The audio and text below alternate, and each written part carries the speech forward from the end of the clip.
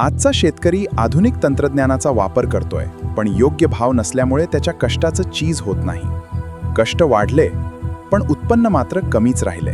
म्हणूनच गरज होती अशा एका व्यासपीठाची, जे शेतकऱ्यांना एकत्र आणेल, उत्पादन वाढवेल आणि त्यांच्या मालाला योग्य बाजारपेठ उपलब्ध करून देईल. याच ध्येयातून जन्म झाला महाऊर्जा फार्मर प्रोड्युसर कंपनी लिमिटेडचा. एकच उद्दिष्ट, शेतकरी सभासदांना सक्षम, स्वावलंबी आणि समृद्ध बनविणे. शेतकरी गट निर्मिती, दर्जेदार बियाणे आणि कृषी निविष्ठा, मूल्यवर्धन आणि प्रक्रिया उद्योग,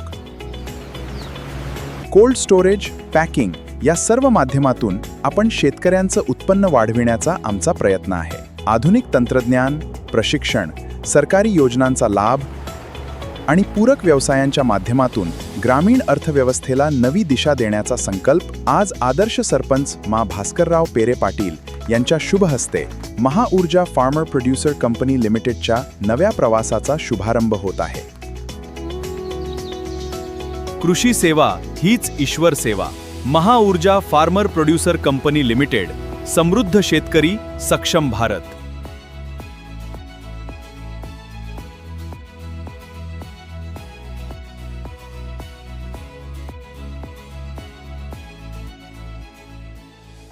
राहुरी ताहाराबाद रस्त्यावरील कृष्ण मंदिर परिसरात लग्नासाठी निघालेल्या ब्रिझा कारचा भीषण अपघात झाला.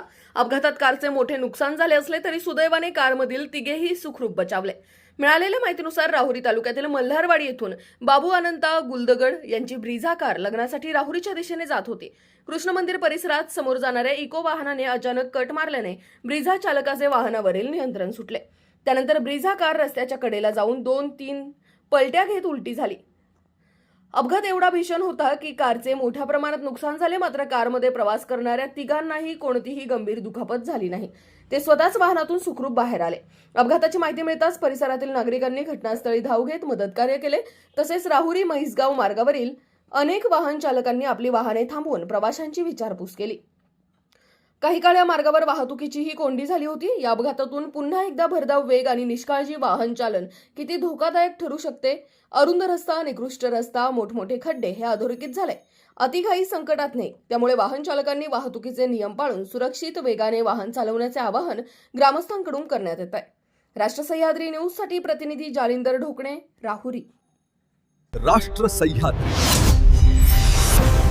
आवाज जनतेचा, प्रयत्न जनहिताचा.